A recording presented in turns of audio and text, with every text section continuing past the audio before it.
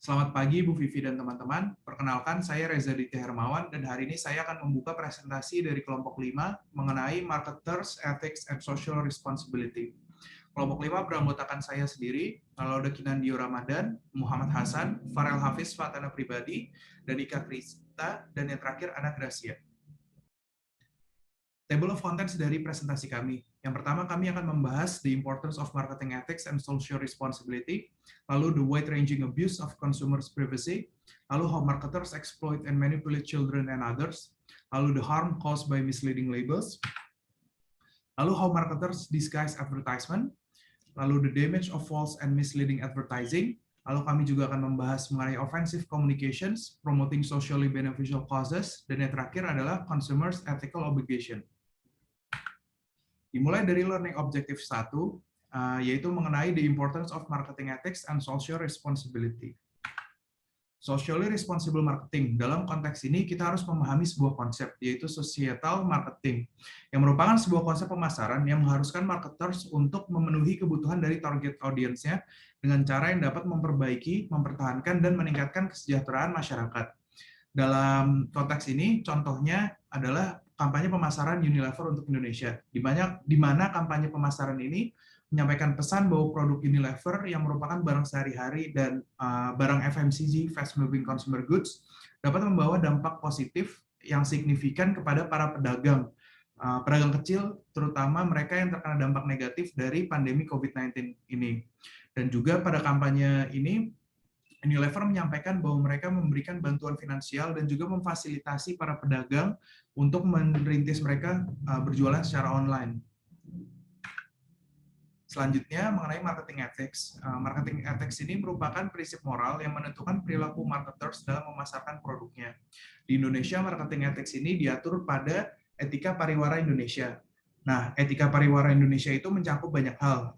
Hal yang mungkin perlu kita ketahui adalah Etika Pariwara Indonesia ini mengatur tata krama dan tata cara dari periklanan. Tata krama ini mencakup isi iklan, ragam iklan, pemerannya, dan juga wahana dari iklan tersebut.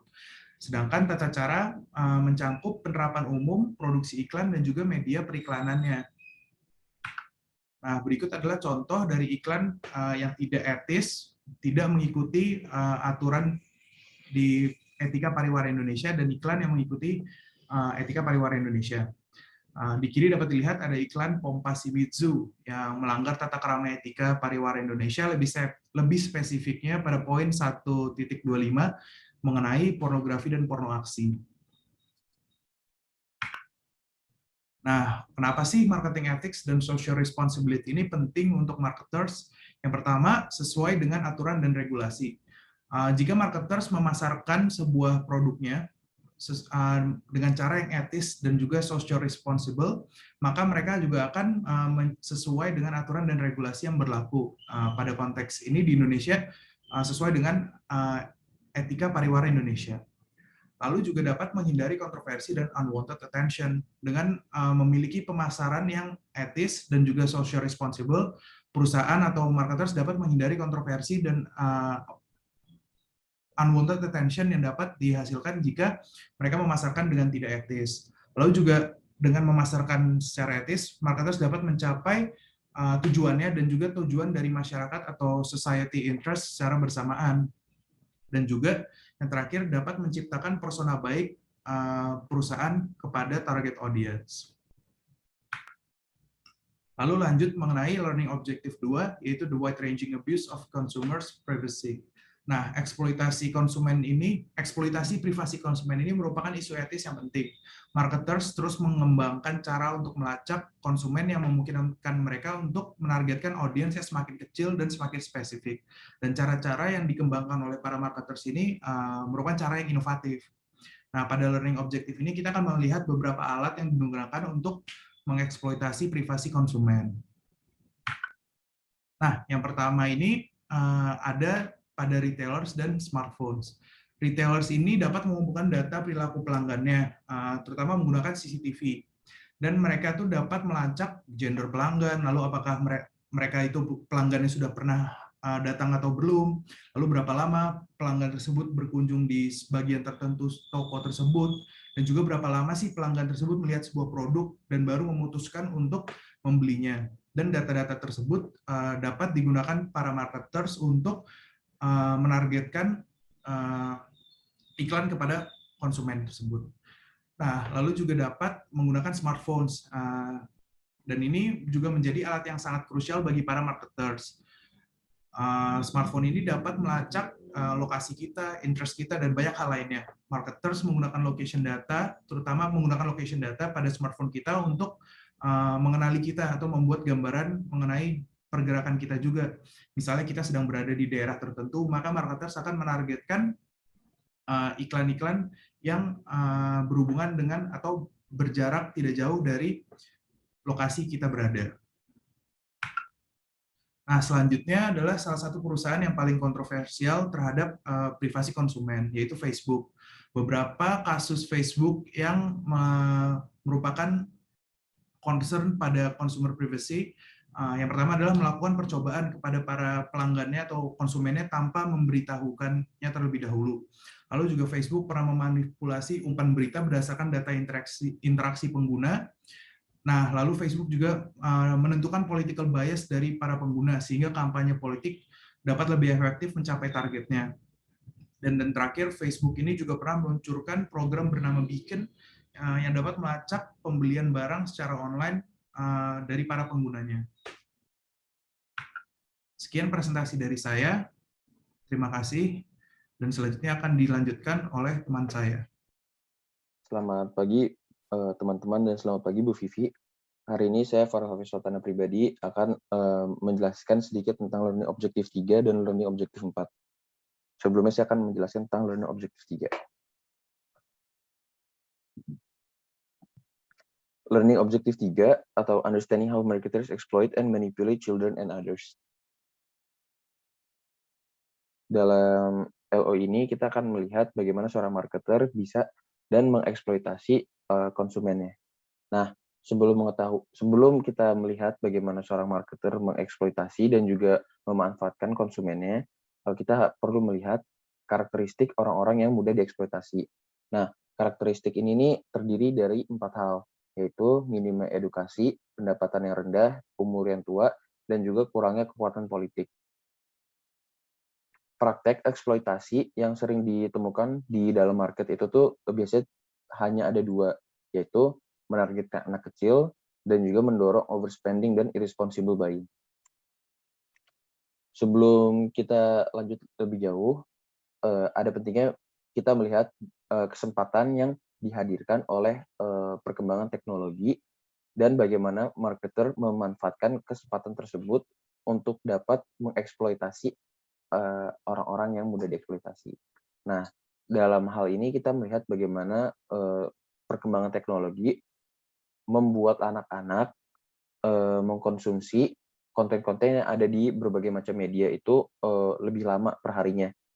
Nih, sebuah studi yang dilakukan menunjukkan bahwa dari tahun 2004 sampai 2010 terdapat indikasi peningkatan bahwa anak-anak mengkonsumsi konten dari berbagai macam media itu tuh bertambah hingga 1 jam per harinya. Nah, sebelumnya tuh tercatat bahwa rata-rata anak itu tuh mengkonsumsi konten-konten tersebut tuh hanya 7 hingga 8 jam per harinya. Itu sebelum tahun 2004 dan 2000 sampai dengan 2010. Namun ketika 2004 sampai dengan 2010, nah ini studi menunjukkan bahwa ada pertambahan 1 jam hingga rata-rata anak itu tuh mengkonsumsi materi yang ada di media-media yang ada itu tuh hingga 8 jam hingga 9 jam. Namun ada beberapa kelompok atau beberapa orang yang bisa terpapar konten hingga 10 jam dan 45 menit per harinya. Nah, yang membuat ini semakin berbahaya itu adalah karena terdapat minimnya pengawasan orang tua. Hingga anak kecil yang belum bisa memilah konten apa saja yang harus ditelan dan apa saja yang harus dibuang, itu tuh rada membahayakan di situ. seperti saya sudah sebutkan sebelumnya bahwa dari anak kecil hingga remaja itu tuh terdapat, sebuah proses di mana yang tadinya kita belum mengerti iklan apa saja yang harus diambil dan harus dibuang, hingga akhirnya kita di fase dewasa atau remaja yang di mana kita sudah sadar dengan iklan yang kita konsumsi gitu. Nah, proses ini tuh bernama consumer socialization. Nah, consumer socialization ini nih dibagi menjadi 3 tahap, yaitu perceptual, analytical, dan juga reflective. Yang pertama adalah perceptual. Nah, di perceptual itu tuh, eee, yang tergolong perceptual itu tuh, terdiri dari anak yang berumur 3 hingga 7 tahun. Di tahap ini tuh, eee, ada di mana, anak kecil akan belajar untuk membedakan iklan dari program, mengasosiasikan sebuah nama merek terhadap sebuah produk, dan memahami tata cara untuk mengkonsumsi. Jadi kayak di sini tuh, sudah mulai ada, brand recognition dan juga kayak semacam mungkin kayak ada brand yang dikaitkan ke suatu produk, seperti contohnya kayak mungkin dulu pas kita anak kecil tuh Aqua itu tuh diasosiasikan dengan air putih gitu. Jadi ketika kita minta air putih itu kita ngomongnya Aqua gitu. Nah, yang kedua itu ada analytical. Nah, tahap ini tuh, mulai pada umur 7 hingga 11 tahun, yang di mana seseorang anak akan menangkap niat persuasif sebuah iklan dan akan mulai memproses functional cues terhadap sebuah produk. Dan di sini dia akan mulai mengembangkan pengaruh pembelian dan juga strategi negosiasi. Lalu tahap yang terakhir itu reflektif, yang dimulai ketika seorang anak itu berumur 11 hingga 16 tahun. Pada tahap ini, seorang anak sudah akan memahami taktik yang dilakukan oleh sebuah iklan dan appeals-nya. Dan mereka akan mulai merasa skeptis terhadap sebuah iklan, terus mereka juga akan mulai memahami kompleks shopping script, serta juga bisa mempengaruhi pembelian. Nah, di sini tuh anak-anak umur 11 hingga 16 tahun ini tuh sudah mulai mengerti kompleks shopping script. Jadi kayak mungkin sebelum-sebelumnya tuh mereka kalau misalkan disuruh belanja menggunakan Tokopedia dan lain-lain itu tuh anak yang umur 3 hingga 11 tahun itu masih kurang paham bagaimana cara mengoperasikannya. Jadi mereka cuma bisa melakukan transaksi yang, konvensional atau yang simple seperti membeli sebuah barang di dalam counter atau interaksi secara langsung dan yang tahapnya itu tidak, ribet. Namun anak yang di tahap reflektif ini nih, sudah mulai bisa berbelanja di, tempat-tempat yang, memiliki, shopping script yang lebih kompleks, seperti salah satunya itu tuh, e-commerce. Nah, di Indonesia sendiri ada, sebuah institusi atau lembaga yang mengawasi konten apa saja yang disiarkan kepada masyarakat luas. Nah, iklan adalah salah satu konten yang, diregulasikan oleh lembaga ini. Lembaga ini tuh, bernama Komisi Penyiaran Indonesia. Nah, di Komisi Penyiaran Indonesia, konten-konten yang akan ditayangkan di masyarakat luas itu tuh harus dilakukan screening dan dilihat apakah, konten-konten tersebut sudah sesuai dengan Undang-Undang Penyiaran atau dalam hal ini mengacu kepada Undang-Undang Nomor 44 Tahun 2008. Nah, Undang-Undang Nomor 44 Tahun 2008 itu sebenarnya tuh undang-undang undang-undang seputar pornografi dan kode kriminal di Indonesia. Nah, KPI tersebut akan menentukan apakah iklan tersebut layak dikonsumsi masyarakat atau tidak. Selain itu, ada beberapa hukum yang mengatur penyiaran dan juga melarang beberapa hal seperti berikut. Yang pertama, ada mempromosikan larangan agama, ideologi, seseorang atau sebuah kelompok yang menyinggung perasaan atau merendahkan agama-agama lain, atau merendahkan ideologi atau seseorang atau sebuah kelompok lain. Lalu yang dilarang, yang kedua itu ada mempromosikan alkohol dan juga zat, adiktif. Lalu ketiga, KPI melarang mempromosikan rokok yang memperlihatkan bentuk fisik. Makanya kayak kalau di dalam TV itu kita sering lihat, iklan-iklan rokok itu tuh tidak pernah menunjukkan, rokok itu sendiri. Nah, ini karena hal tersebut dilarang oleh KPI. Lalu yang keempat, KPI melarang iklan memiliki materi yang mengandung eee, yang menge sorry, KPI melarang iklan yang memiliki konten yang melawan hak milik, moralitas, dan juga nilai agama. Lalu yang terakhir, KPI melarang iklan untuk mengeksploitasi anak di bawah umur 18 tahun. Nah, namun, untuk online advertising, undang-undang ini tuh tidak berlaku. Nah, untuk online advertising ini, itu tuh bukan, ranahnya KPI, namun hal tersebut tuh diregulasikan oleh, aturan etnis periklanan Indonesia dan undang-undang yang mengawasi online advertising ini, namanya UU ITE.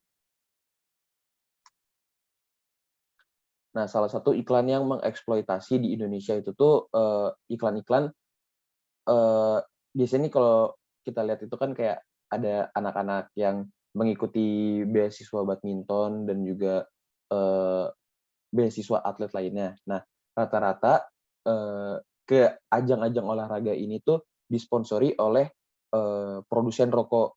Nah, menurut ketua YLKI, itu tuh hal yang, eee dianggap sebagai mengeksploitasi anak kecil. Karena, dengan menggunakan, baju-baju yang berlogokan sponsor produsen, rokok tersebut, itu tuh seperti memberikan kesan dan juga mengasosiasikan, bahwa atlet-atlet tersebut tuh, seta eee, sorry, atlet-atlet tersebut tuh, seperti meng-endorse, rokok-rokok di kalangan mereka. Nah, ketua YLKI tersebut itu tuh menganggap bahwa, hal ini tuh sebagai salah satu bentuk iklan dengan strategi terselubung untuk mempromosikan, penggunaan rokok di kalangan anak bawah umur. Lalu yang keempat, ada learning objective 4, yaitu bahaya yang di eee, bahaya yang dihasilkan oleh misleading label.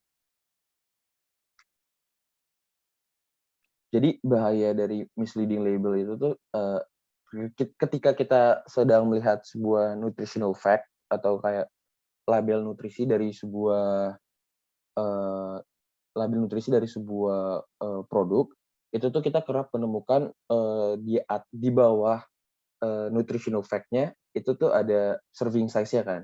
Nah, serving size ini tuh, memiliki, standar yang belum bisa didefinisikan secara umum. Jadi seperti, serving fact antar produk itu tuh, berbeda-beda. Seperti salah satu contohnya tuh di Kellogg's. Nah, di Kellogg's itu tuh serving, eee, per serving per serve-nya itu tuh sekitar 3/4, cup. Namun untuk, produk seperti tortilla dan tacos itu tuh, serving-nya itu tuh 1 cup. Nah, berbeda dengan, es krim seperti Häagen-Dazs. Nah, di es krim seperti Häagen-Dazs itu tuh, biasanya itu tuh, 1 pint atau 1 scoop dari sebuah es krim itu tuh setara dengan 4 serving es krim pada umumnya. Nah, serving size yang berbeda-beda ini tuh, dianggap misleading dan juga, eee, dilihat oleh konsumen sebagai bentuk, iklan yang berbahaya gitu loh dan yang menyesatkan. Karena, eee, serving size ini tuh, dianggap tidak realistis. Oleh karena itu, konsumen meng-encourage, pemerintah atau lembaga yang terkait untuk membuat regulasi tentang, serving size-nya dalam sebuah produk.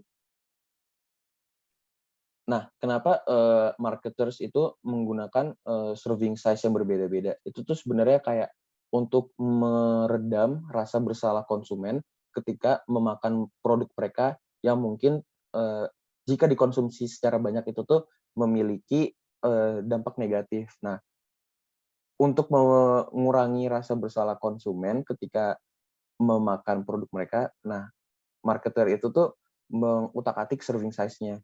Seperti halnya, eee, biasanya kan kita kalau mau mengkonsumsi produk itu tuh sering menemukan, produk yang bertulisan all natural atau kayak natural product.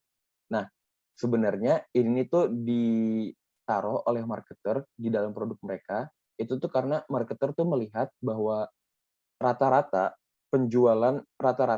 konsumen itu tuh lebih memilih produk yang bertulisan all natural atau kayak, ada tulisan label naturalnya. Nah, namun yang berbahaya adalah meskipun terkadang, eee, di dalam produk itu ada tulisan all natural atau natural, itu tuh jika kita lihat, nutritional fact-nya atau tabel nutrisi di dalam produknya itu tuh, sebenarnya bahan-bahan yang ada itu tuh tidak semuanya natural gitu loh. Bahkan ada kayak high fructose syrup dan lain-lain gitu. Jadi label bertulisan natural itu tuh sebenarnya menyesatkan. Nah, di Indonesia sendiri, salah satu contoh misleading label itu tuh ada salah satunya impor produk dari luar negeri ke Indonesia yang ada tulisan palm oil free. Nah, menurut Wakil Menteri Luar Negeri, klaim ini tuh, menyesatkan dan tidak berbasis dan tidak mengacu kepada, eee, scientific fact.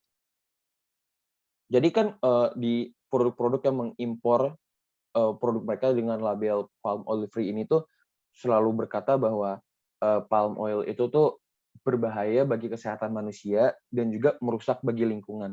Nah, menurut Wakil Menteri Luar Negeri ini nih, pernyataan-pernyataan tersebut tuh tidak berbasis dan tidak didukung oleh, bukti-bukti yang konkret, gitu. Justru, Wakil Menteri Luar Negeri melihat langkah-langkah yang dilakukan oleh produk-produk dari luar ini, yang menggunakan label palm oil free ini nih, sebagai sebenarnya tidak adil gitu.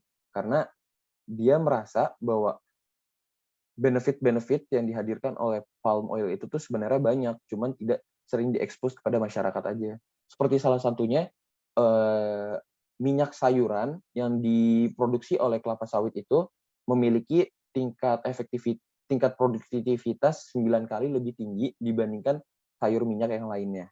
Oleh karena itu, jika sebuah sayur minyak yang lain yang bukan hasil dari kelapa sawit ingin memiliki produksi atau, hasil produksi yang sama dengan minyak kelapa sawit, dia akan membutuhkan lahan yang lebih banyak ketimbang kelapa sawit. Nah, berdasarkan klaim itu saja bisa disimpulkan bahwa, kelapa sawit untuk menghasilkan banyak, minyak tanaman itu tuh menggunakan tanah yang lebih sedikit dibandingkan, eee, bentuk sayur minyak yang lainnya. Nah, ia juga, memiliki kecurigaan bahwa sebenarnya yang dilakukan oleh produk-produk luar negeri ini nih, itu tuh sebagai langkah-langkah proteksionisme yang dilakukan untuk melindungi beberapa produk top dari negara luarnya. Dia menambahkan bahwa praktek tersebut itu tuh tidak adil dan menyesatkan. Dia membandingkan dengan produk dari Eropa yang sama juga merupakan hasil olahan dari hutan, namun diberikan label sustainably harvested crop. Oleh karena itu, dia merasa bahwa, eee, hal ini nih sangat menyesatkan dan juga tidak berbasis. Apalagi di mata konsumen yang tidak mengetahui fakta-fakta di baliknya. Untuk LO selanjutnya akan dijelaskan oleh teman saya. Terima kasih. Selanjutnya, saya, Nagrasia, akan melanjutkan menjelaskan mengenai learning objective yang kelima, yaitu to understand how marketers disguise advertisement. Di sini kita akan membahas mengenai camouflage advertising, di mana dalam hal ini marketer itu dapat memanipulasi interpretasi dari seorang konsumen. Untuk memahami maksud dari manipulasi ini, kita bisa langsung masuk saja ke dalam contoh agar lebih mudah untuk memahaminya. Jadi, di contoh yang pertama ini, marketer akan menjual produk dengan harga yang relatif mahal. Nah, cara marketer untuk menjual produk ini adalah dengan memberikan iklan, setelah iklan yang memiliki harga yang relatif lebih mahal jika dibandingkan dengan produk yang akan mereka pasarkan. Contohnya, di sebelah kiri, kita bisa melihat bahwa tote bag-nya itu berharga 30.814.000. Sedangkan di sebelah kanan, kita dapat melihat tote bag-nya itu berharga 16.755.000. Nah, cara marketer untuk menjual tote bag yang sebelah kanan itu adalah dengan cara menampilkan iklan tote bag yang harganya lebih mahal terlebih dahulu, lalu setelah itu baru tote bag yang sebelah kanan, supaya tote bag yang akan dipasarkan terkesan lebih murah dan memiliki harga yang reasonable. Selanjutnya, marketer juga sangat berhati-hati di dalam menempatkan iklan yang ada di dalam media. Nah, marketer itu akan cenderung menempatkan iklan di dalam media yang memuat konten positif dibandingkan dengan media yang memuat konten negatif atau sensitif. Contohnya di sebelah kiri, itu ada berita mengenai teroris di Indonesia.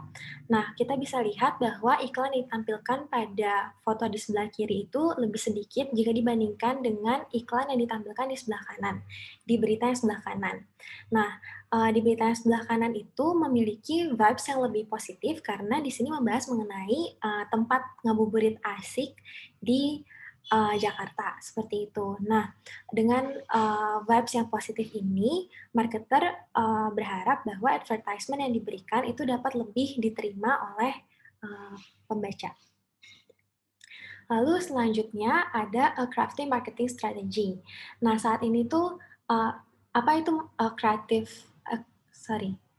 the crafty marketing strategy? Jadi crafty marketing strategy itu merupakan marketer itu mengurangi kuantitas dari sebuah produk namun membiarkan harganya tetap. Nah, contohnya itu kita bisa lihat di layar di sebelah kiri atas itu ada beng-beng. Jadi kalau misalkan teman-teman sadar atau teman-teman penggemar beng-beng itu teman-teman pasti sadar kalau beng-beng itu semakin lama ukurannya semakin kecil. Walaupun packaging-nya tetap ukurannya, tapi isi dari beng-beng tersebut semakin lama semakin kecil. Nah, ini contoh dari a crafty marketing strategy. Lalu yang kedua itu ada wafer. Kalau misalkan boleh sebut merek, Tengo. Itu semakin hari ukuran dari wafer yang dijual oleh Tengo tersebut semakin kecil. Nah, hal ini dilakukan oleh marketer mungkin karena harga bahan baku yang melambung tinggi sehingga marketer harus mengurangi cost dari pembuatan produk tersebut. Nah, tapi daripada marketer itu menaikkan harga dari produk tersebut, lebih baik bahwa marketer mengurangi kuantitas dari barang tersebut. Nah, dengan mengurangi kuantitas itu akan lebih cenderung konsumen itu akan lebih menerima hal tersebut, seperti itu. Lalu selanjutnya ada native advertising. Di sini native advertising itu merupakan promosi yang dicampurkan ke dalam sebuah konten seperti artikel, berita, dan juga entertainment. Di sebelah kiri kita bisa melihat Anas Yantar atau seorang selebriti atau selebgram itu memasarkan cushion dengan merek YSL itu di akun pribadinya. Nah, di sini dia memberikan testimoni dirinya sendiri setelah menggunakan cushion dari YSL tersebut. Nah, ini bisa termasuk dalam native advertising. Lalu selanjutnya ada search engines atau online advertising strategy yang menempatkan iklan di dalam search engine result pages. Jadi kalau misalkan kita mengetik di search engine, contohnya Google, misalkan restoran Hits Bali, lalu muncul link-link di dalam page pertama kita. Nah, link-link tersebut itu merupakan search engine result pages, di mana apabila kita mengklik link yang terdapat di page tersebut, maka akan masuk ke dalam page yang dimiliki oleh seseorang, dan seseorang yang memiliki link tersebut akan dikenakan biaya oleh Google. Nah, ini tuh salah satu bentuk advertisement di dalam search engine. Jadi, orang-orang yang link yang keluar saat kita mengetik suatu keyword itu akan mendapatkan keuntungan karena kita akan melihat link tersebut lalu akan masuk ke dalam advertisement yang mereka berikan. Contohnya di sini 26 kafe cantik di Bali. Nah, itu isinya mungkin orang-orang yang emang menginginkan para customer itu masuk ke dalam kafenya, seperti itu. Lalu selanjutnya ada convert marketing. Nah, convert marketing itu contohnya seperti endorsement terselubung. Nah, contohnya di sebelah kanan kita bisa melihat ada skincare routine 2019. Nah, di sini ada seseorang yang memberikan memberikan testimoni mereka mengenai skincare yang mereka gunakan di tahun 2019. Nah, padahal sebetulnya bisa saja di dalam video tersebut itu memang dia di-endorse oleh suatu produk. Lalu yang kedua, membayar orang untuk memasarkan produk secara tidak langsung. Contohnya di sini di bengkel umum. Jadi biasanya di bengkel umum kan terdapat berbagai merek yang mereka tawarkan untuk mobil atau untuk motor. Nah, biasanya bengkel-bengkel umum itu diberikan fee lebih oleh beberapa merek agar mereka dapat menjual merek tersebut lebih banyak dibandingkan dengan merek-merek yang lainnya. Lalu yang ketiga, ada employee posting as a customer. Misalkan orang-orang yang bekerja di Unilever, mereka akan memposting produk-produk Unilever dan bilang bahwa mereka telah menggunakan produk tersebut dan mereka menyukai produk tersebut, seperti itu. Lalu yang keempat, email dengan tulisan penting atau terima kasih. Ini merupakan suatu clickbait sehingga customer itu mau membuka email yang diberikan oleh suatu brand. Lalu yang terakhir, memasukkan advertising ke dalam program sebagai entertainment. Contohnya seperti podcast. Misalnya lagi membicarakan tentang jaringan yang buruk. Lalu seorang podcaster tersebut memberikan ucapan bahwa gunain provider ini aja, makanya seperti itu. Lalu selanjutnya ada product placement advertising within entertainment. Jadi di sini itu membuat penerima pesan tidak dapat membedakan antara advertisement dengan entertainment.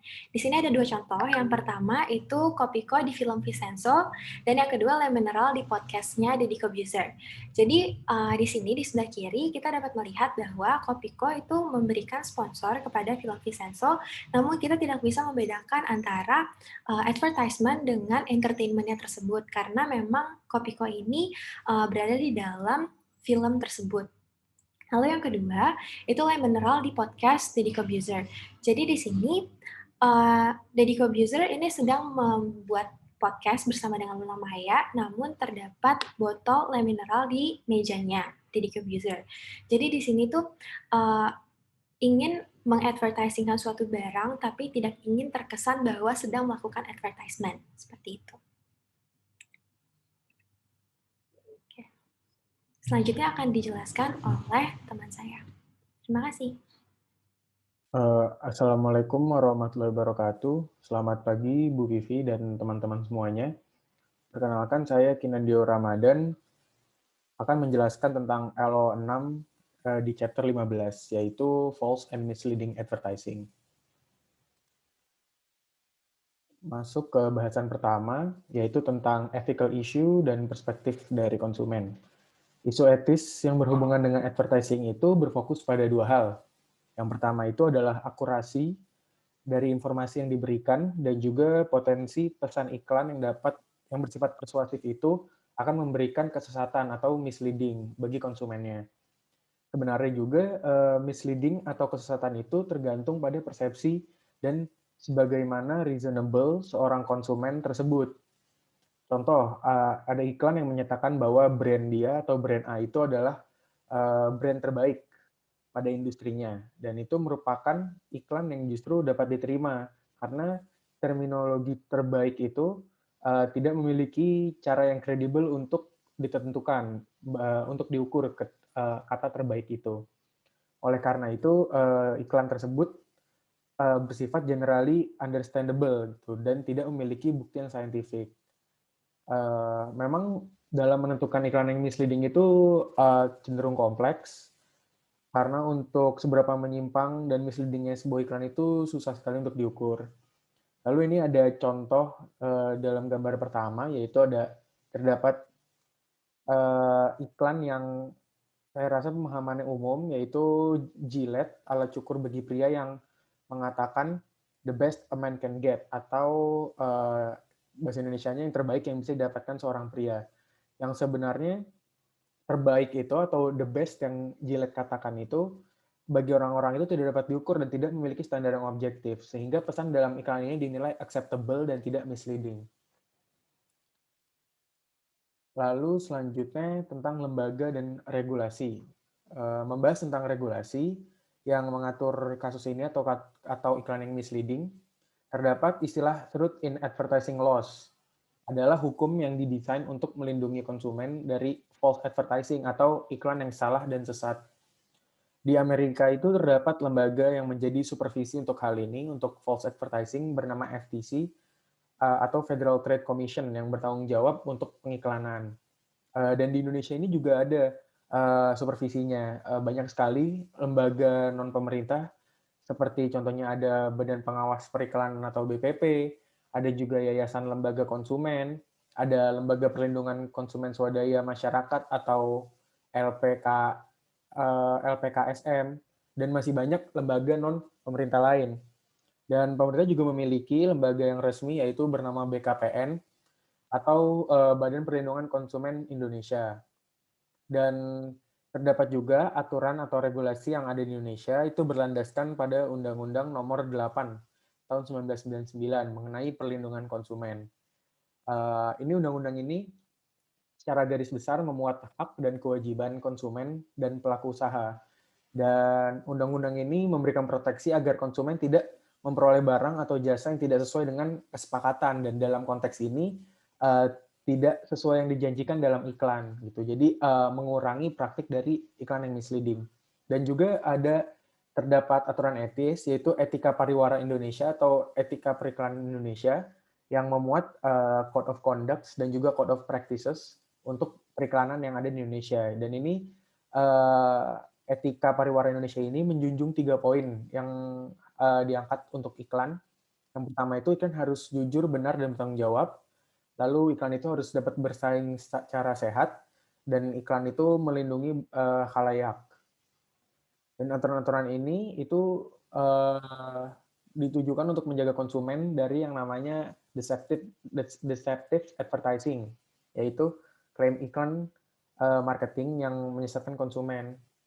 Dan dulu contoh yang sempat happening ini, di bawah sini ada gambar iklan Binomo. Iklan Binomo itu tentang binary trading yang sempat happening di Indonesia. Ini iklan Binomo ini adalah platform investasi yang menjanjikan return besar. Di iklannya dicantumkan $1.000 per hari dan dan sifatnya itu fixed income, yang sebenarnya itu sangat sekali tidak masuk akal. Dan akhirnya setelah di-trace iklan Binomo ini resmi, tidak cuma iklannya, tapi Binomo secara keseluruhan, website binomo.net ini resmi diblokir oleh pemerintah Indonesia, yaitu oleh Kemenkominfo dan juga oleh Bapepti. Dan perusahaan yang melakukan kesalahan atau misleading ini dapat diminta untuk melakukan corrective advertising, yaitu semacam klarifikasi atau pencabutan iklan dari perusahaan atas kesalahan yang gitu. Jadi dia membenarkan apa yang telah ia sampaikan. Seperti contohnya ada iklan Listerine yang dulu pernah mengatakan bahwa Listerine itu dapat mengurangi gejala flu dan sore throat atau radang tenggorokan.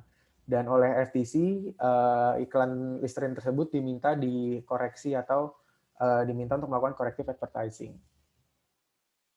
Dan biasanya corrective advertising itu akan menyebabkan consumer distrust. Jadi melakukan corrective advertising itu tidak sepenuhnya menjawab objektif yang diinginkan oleh perusahaan gitu. Bahkan melakukan corrective advertising ini juga bakal mengurangi kredibilitas perusahaan tersebut di mata para konsumennya, sehingga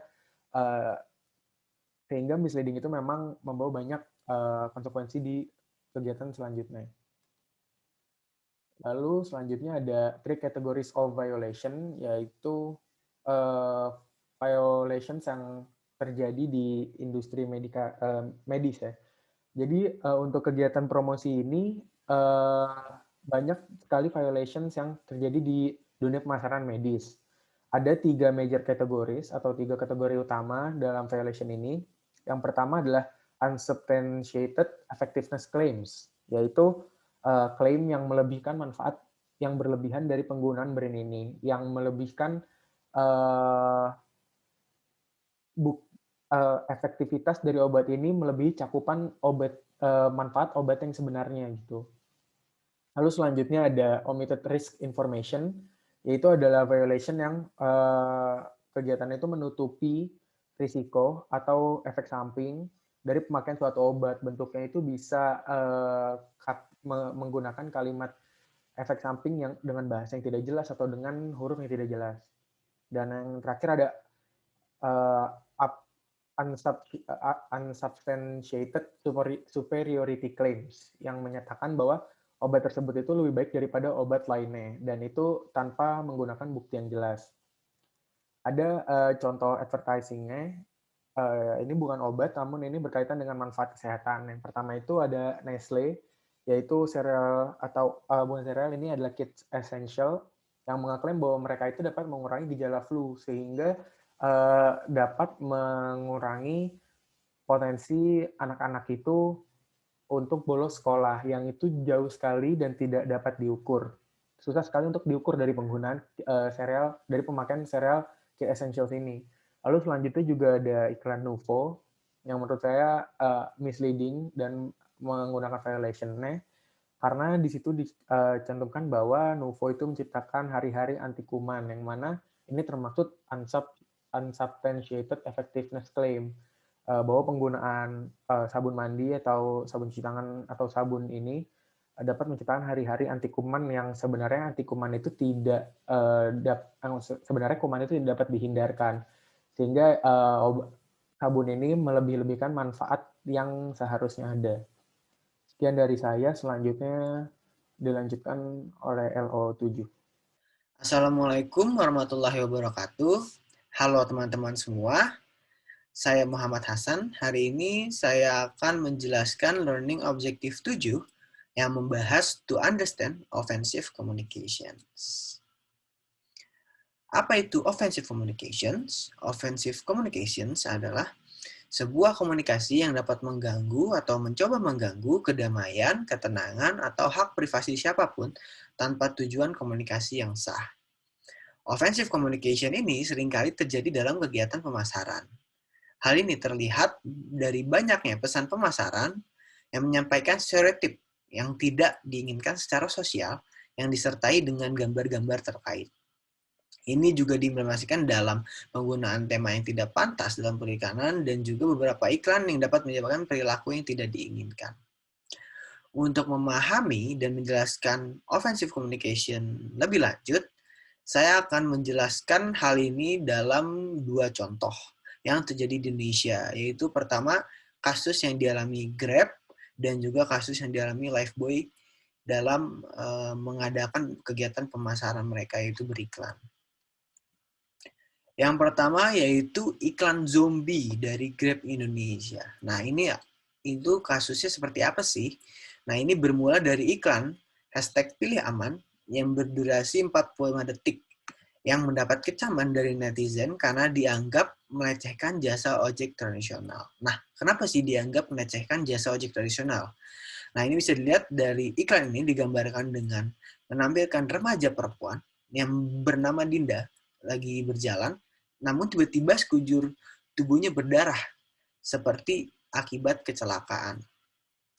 Untuk menjelaskan konteks dari iklan tersebut, Grab mendukung dengan adanya voice over lelaki yang menjadi ayah dari Dinda. Voice over itu mengindikasikan ia akan berisiko mengalami kecelakaan jika memilih transportasi yang tak aman. Dan juga diperkuat dengan adanya frame yang di dalamnya berisi dua anggota ojek pangkalan yang mencoba untuk mengajak Dinda untuk menaik ojek tersebut. Namun Dinda memilih untuk membuka HP-nya dan membuka aplikasi Grab untuk memesan ojek kayak gitu, mengabaikan karena dia memilih Grab karena Dinda menganggap dengan Grab itu lebih aman kayak gitu. Dan pada akhir iklan ditekankan juga ada copy iklan yang mengatakan pengemudi Grab baik 100% lulus pelatihan keselamatan berkendara. Dan juga diberikan kalimat penutup, yaitu karena Anda tak tergantikan. Nah, dari keseluruhan iklan ini, sehingga bisa diimplikasikan bahwa pengguna dianjurkan menggunakan layanan ojek motor dari Grab, dan jika memilih ojek pangkalan, nasibnya bisa mengalami kecelakaan. Nah, maka dari itu iklan ini dianggap netizen sebagai pelecehan terhadap jasa ojek tradisional. Seperti itu. Selanjutnya yaitu dari iklan Lifebuoy, yaitu iklan 5 tahun bisa untuk NTT. Nah, iklan ini dianggap melecehkan masyarakat NTT. Nah, masyarakat NTT menganggap apa yang digambarkan dalam iklan tersebut seperti eksploitasi kemiskinan untuk kepentingan bisnis dan kepentingan tertentu. Nah, dalam iklan tersebut dituturkan juga tentang kebiasaan warga desa Bitobe NTT yang kurang memiliki kesadaran tentang hidup bersih. Akibat tidak hidup bersih disebut dalam iklan satu itu, 1 dari 4 balita di NTT meninggal karena diare. Nah, dengan begitu, dalam iklan ini seolah-olah dengan membeli sabun Lifebuoy, maka dengan sendirinya kita menyelamatkan anak NTT untuk bisa mengikuti ulang tahun yang kelima. Seperti itu. Namun, hal ini terlihat oke-oke aja dengan iklan ini. Namun, yang menjadi tekanan di sini bahwa masyarakat NTT ini merasa dilecehkan karena sebenarnya kondisi nyatanya tidak seburuk itu, seperti itu. Dan ini juga disampaikan oleh Gubernur NTT kepada Unilever terkait iklan tersebut yang dianggap tidak menggambarkan kondisi nyata di NTT. Seperti itu. Sekian dari saya dan selanjutnya akan dijelaskan oleh teman saya. Terima kasih. Selamat pagi Ibu Vivi dan teman-teman. Saya Danica Krista dan saat ini saya akan mempresentasikan mengenai LO8 dan LO9. Jadi LO8 ini adalah tentang promoting socially beneficial causes. Oke, jadi pertama kita harus mengetahui terlebih dahulu apa itu consumer advocacy groups. Jadi consumer advocacy groups ini merupakan lembaga yang berusaha untuk melindungi orang-orang dari menggunakan produk-produk yang tidak aman atau false advertising atau iklan-iklan palsu. Nah, pada saat ini organisasi non-profit pada umumnya didirikan dengan tujuan untuk mempromosikan socially beneficial behaviors atau perilaku-perilaku yang bermanfaat untuk kepentingan masyarakat luas. Nah, non-profit organization ini biasanya berkontribusi dengan memberikan charity atau amal atau donasi, serta mengurangi perilaku-perilaku negatif. Nah, saat ini juga banyak perusahaan yang mencoba untuk meningkatkan kredibilitas mereka dengan menjadi good corporate citizens dan mengintegrasikan socially desirable practice ke dalam operasi mereka. Lalu, dampak dari program sosial. Jadi program sosial ini memiliki dampak yang sangat kuat dalam menciptakan sikap konsumen yang positif terhadap suatu perusahaan. Nah, ada kesesuaian persepsi yang kuat antara perusahaan dengan isu yang dipromosikan atau isu-isu yang ingin diangkat meningkatkan keterlibatan konsumen serta niat membeli mereka. Nah, tujuan utama dari organisasi non-profit adalah untuk mempromosikan sikap yang baik atau sikap-sikap yang desirable, sikap yang pleasant, yang bermanfaat dalam sosial, serta mencegah perilaku yang negatif atau perilaku-perilaku yang merugikan untuk masyarakat luas. Nah, berikut adalah contoh-contoh non-profit organization yang melakukan kampanye melalui iklan untuk mendukung isu-isu sosial. Yang pertama adalah The Advertising Council. Jadi, The Advertising Council ini merupakan lembaga yang didirikan pada saat Perang Dunia Kedua. Nah, lembaga ini berdedikasi untuk membahas isu-isu sosial melalui advertising atau iklan. Nah, The Advertising Council ini membuat kampanye berjudul Think Before You Speak yang bertujuan untuk mengurangi pelecehan dan penindasan terhadap remaja-remaja yang LGBT atau lesbians, gay, bisexual, dan transgender. Nah, selain itu, The Advertising Council juga menyelenggarakan kampanye berjudul That's Not Cool untuk memperingatkan para pemuda dan para remaja bahwa pengiriman pesan teks yang berlebihan atau teks-teks yang tidak baik juga merupakan salah satu contoh dari pelecehan digital. Nah, selain The Advertising Council, ada juga Christopher Reeve Foundation. Jadi Christopher Reeve Foundation ini merupakan suatu lembaga yang mencari dana untuk merawat orang-orang yang hidup dengan gangguan tulang belakang. Nah, lembaga ini menjalankan kampanye iklan dengan slogan barunya yaitu Today's Care, Tomorrow's Cure. Nah, jadi selain mencari dana, lembaga ini juga ikut campur dalam mencari pengobatan yang paling pas dan paling tepat untuk mengobati gangguan tulang belakang. Nah, yang terakhir adalah Bye Bye Plastic Bags. Ini yang paling kita kenal di Indonesia. Jadi, Bye Bye Plastic Bags ini merupakan gerakan anak muda yang fokus terhadap isu-isu lingkungan. Jadi, kampanye ini pertama dilakukan oleh anak-anak muda di Bali yang menolak penggunaan kantong plastik dengan tujuan untuk memperbaiki bumi agar tetap nyaman untuk dihuni. Nah, maka dari itu saat ini sudah banyak restoran yang tidak menyediakan plastic straws atau sedotan plastik dan kantong plastik lagi. Jadi kalau belanja kita udah disuruh buat bawa kantong belanja sendiri. Nah, seiring berjalannya waktu, Bye Bye Plastic Bags ini bukan hanya dikenal di Bali atau di Indonesia, tapi sudah dikenal secara global juga. Nah, kampanye ini itu temanya Say No to Plastic Bags.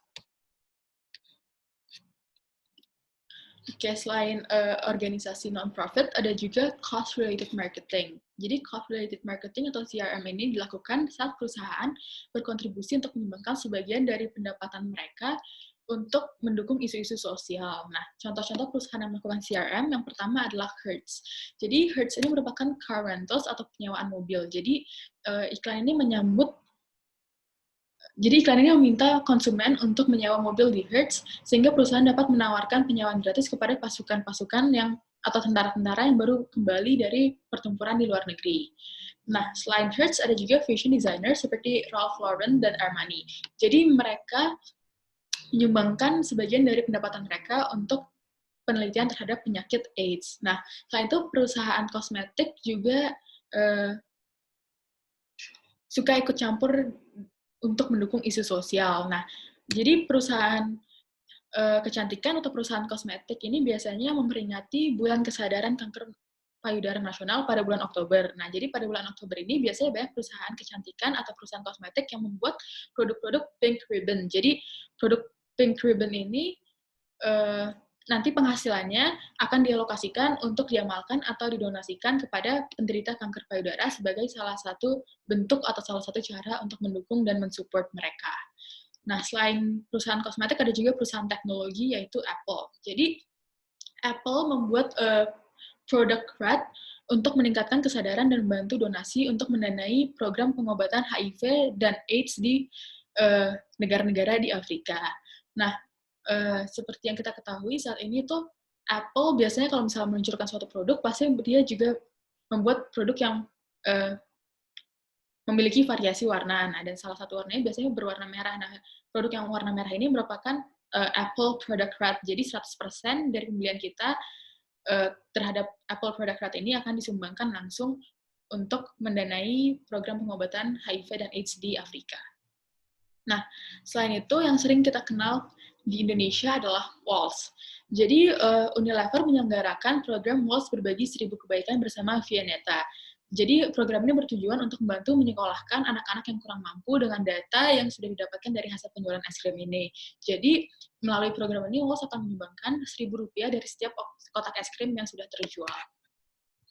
Selain itu, yang kita kenal lainnya adalah Miniso. Jadi, seperti yang kita ketahui, 3 tahun yang lalu, pada tahun 2018, ada bencana alam di Palu dan Donggala. Nah, untuk itu, Miniso ikut untuk membantu korban-korban dari bencana alam itu. Jadi, dengan berbelanja produk di gerai Miniso, konsumen itu turut berpartisipasi dalam mendonasikan Rp500 untuk korban gempa tsunami di Palu dan Donggala. Nah, dalam hal ini, Miniso bekerja sama dengan platform penggalan dana, yaitu kitabisa.com. Nah, tapi bukan cuma Miniso, tapi banyak juga perusahaan-perusahaan lainnya yang mendorong konsumen untuk memberikan sumbangan dana untuk membantu korban-korban bencana atau orang-orang kurang mampu atau orang yang memiliki penyakit-penyakit atau isu-isu tertentu. Selain itu, banyak juga kampanye yang mendukung isu-isu sosial, seperti yang pertama adalah Conagra dan Procter & Gamble. Jadi kedua brand ini merupakan rival brands dari peanut butter. Jadi mereka, walaupun rival, mereka tetap bekerja sama untuk membuat kampanye yang bertemakan Child Hunger Ends Here untuk mengurangi childhood hunger atau kelaparan pada anak-anak. Nah, selain itu, a California not-for-profit group juga membuat kampanye untuk mendesak orang-orang untuk tetap menjaga kebersihan. Jadi kampanye ini dilakukan dengan menggunakan humor dan difilmkan di pantai sama, di mana film Beach Blanket diambil pada tahun 1060-an. Nah, iklan ini bertujuan untuk menyindir para remaja yang suka buang sampah sembarangan dan tidak bisa menjaga kebersihan bersama. Lalu di Indonesia, program yang kita kenal adalah Lifebuoy Berbagi Sehat, di mana program ini memberikan kesempatan bagi keluarga Indonesia untuk mendukung program peningkatan kesadaran masyarakat tentang kesehatan dan tentang pentingnya gaya hidup yang baik.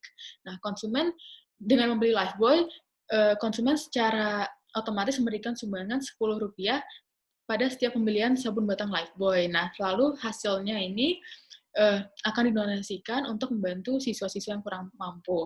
Nah, selain itu, siswa-siswa SD juga memperoleh modul interaktif mengenai perawatan kesehatan pribadi. Nah, bahkan dana ini juga sudah digunakan untuk membiayai program dari sekolah-sekolah yang mengajak anak-anak untuk menjadi agen perubahan dalam keluarganya dan mendorong terciptanya gaya hidup yang lebih sehat lagi. Nah, selain itu, ada juga McDonald's atau McD. Jadi McD melakukan program Mari Berbagi, di mana McD mengajak masyarakat untuk berbagi kebahagiaan dengan anak-anak panti asuhan dan panti jompo dengan cara yang sederhana. Nah, jadi kita tuh cukup masukkan struk pembayaran ke kotak sumbangan, lalu itu kita udah turut membantu mereka. Nah, jadi biasanya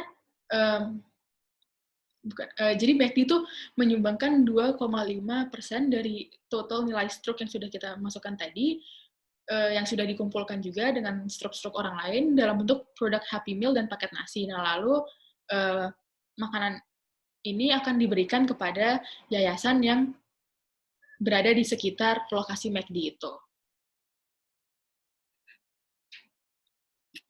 Oke, lalu next adalah dampak program sosial. Jadi, perusahaan itu yang menyampaikan pesan kepada konsumen bahwa we're a great, kind, good-natured, socially responsible company, and we deserve your business. Jadi, makanya perusahaan mengangkat isu-isu sosial, karena menurut mereka ketika mereka mengangkat isu sosial, maka konsumen tuh juga bukan cuma membantu mereka, tapi konsumen juga membantu isu-isu sosial yang mereka angkat. Nah, tapi salah satu studi menunjukkan pentingnya kesesuaian atau keterkaitan antara isu yang diangkat dan strategi perusahaan.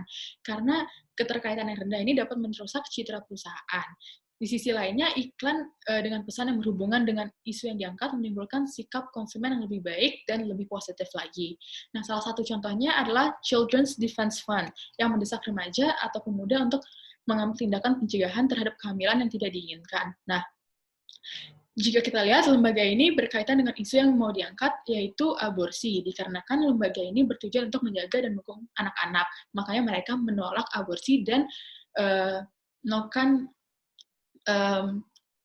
kampanye agar remaja atau pemuda tuh udah mengambil tindakan pencegahan terlebih dahulu.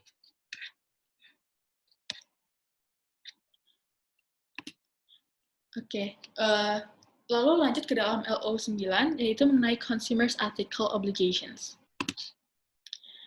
Oke, jadi LO9 ini cukup singkat. Jadi sisi lain dari etika pemasaran adalah adanya perilaku konsumen yang tidak jujur. Nah, hal-hal ini tuh biasanya bisa terjadi di toko-toko, atau secara digital, atau biasanya juga terjadi di airport.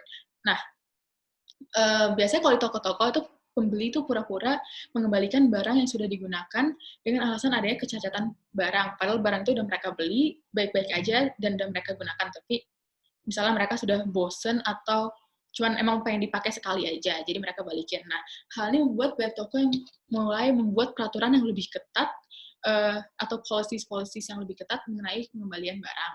Nah, selain itu, hal seperti ini juga dapat terjadi pada dunia digital, di mana hal ini disebut software piracy atau pembajakan. Jadi, hal ini tuh baik dilakukan karena harga yang dijual oleh barang-barang bajakan lebih murah dibandingkan software aslinya, sehingga banyak pengguna lebih memilih untuk beli software yang bajakan aja. Nah, padahal mereka tuh sebenarnya udah tahu kalau hal ini merupakan hal yang ilegal dan tidak etis. Nah, yang terakhir adalah perilaku konsumen yang tidak jujur pada maskapai penerbangan, di mana penerbangan emang memungkinkan dan secara tidak sengaja mendorong masyarakat untuk berperilaku secara kreatif. Nah, tapi perilaku kreatif ini akhirnya menghasilkan perilaku-perilaku yang tidak etis.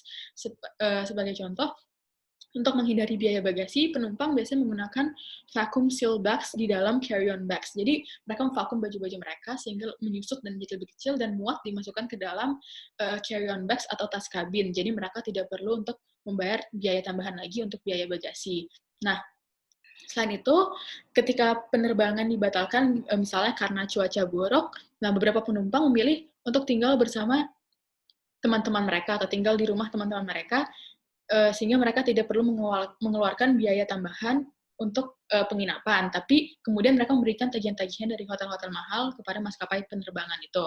Nah, dan yang terakhir, biasanya tuh penumpang yang tasnya hilang mengaku bahwa tas mereka dipenuhi oleh komputer atau barang-barang mahal atau barang berharga lainnya, sehingga mereka bisa mendapatkan lebih banyak uang dari maskapai tersebut.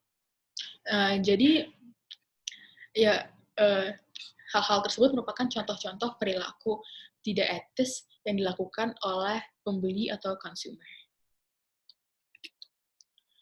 Sekian presentasi dari kelompok kami. Terima kasih.